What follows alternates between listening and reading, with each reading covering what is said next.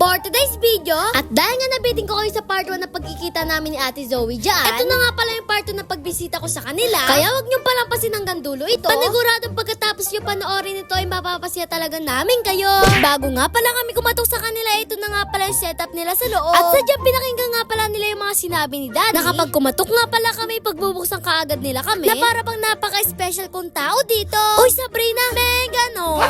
Nung pagkabukas nga pala talaga ng pintuan dito, ay sadyang nagulat nga pala talaga ako. At hindi ko nga pala ine-expect na sila nga pala ang bubungad sa akin. Nakakatuwa nga pala dahil pinapanood ko lang sila ng mga nakaraan. Kasi natuwa nga pala talaga ako dahil napaka-sweet ng pamilya nila. Kaya naman mapapansin mo din talaga dyan na napaka-sweet din talaga ni Ate Zoe dito.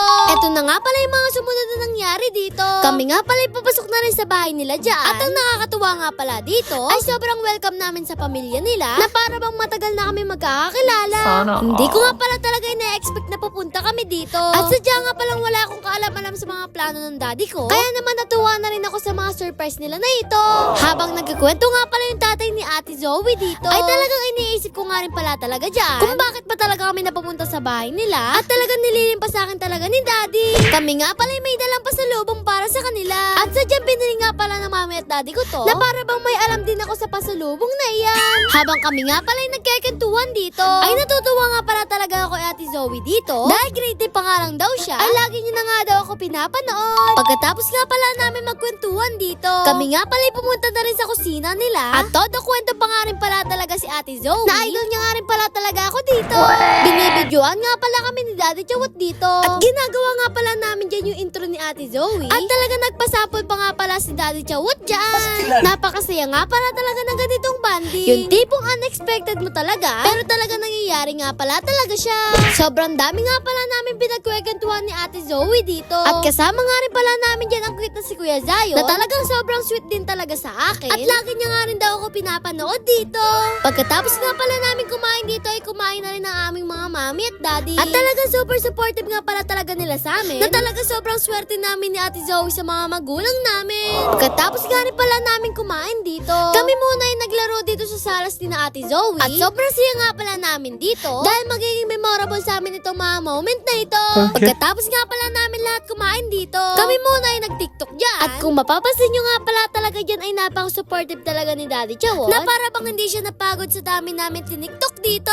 Nabitin pa nga si Daddy Chawat sa pagbibideo sa amin. Kaya naman sumali na din siya sa pagtitiktok namin na napakagaling niya rin talaga sumayaw dito. At talagang napaka-pogi niya rin daw talaga. Oy Daddy Chawat, may ganon. Sadya nga pala natutuwa kami sa mga daddy namin ni Ate Zoe kasi hindi lang sila supportive sa amin. Alam ba nila kung ano yung mga gusto namin na para bang best daddy sila para sa amin. Pagkatapos nga pala namin dito mag-TikTok sa loob, kami nga pala yung nag-TikTok din sa labas. At talaga supportive na supportive talaga sa amin si Daddy Chawat dito. Sobrang saya nga pala talaga ng mga moment na ito na talaga sinulit nga pala namin yung bawat oras dyan. At talaga inikot pa nga pala kami ni Daddy Chawat sa buong subdivision nila na para bang ayaw na namin matapos itong mga araw na ito.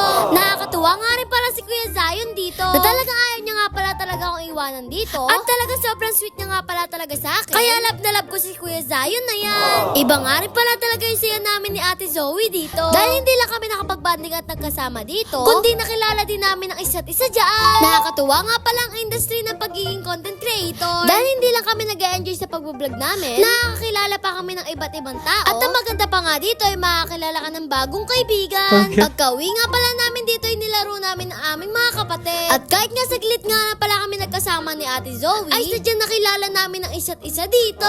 Kakaibang experience na naman nga pala ito para sa aming pamilya. At sadyang sumaya nga pala kami dito kasi may bago na naman kaming kilala na sadyang napakabait na pamilya na napuntahan namin.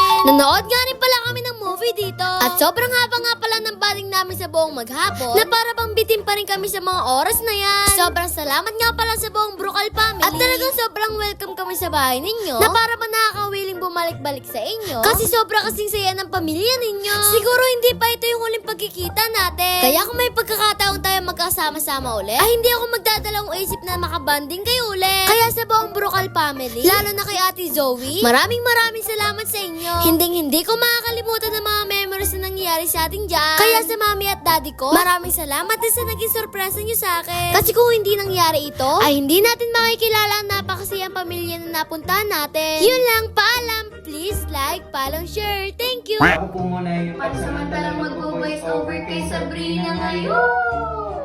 If you're looking for a good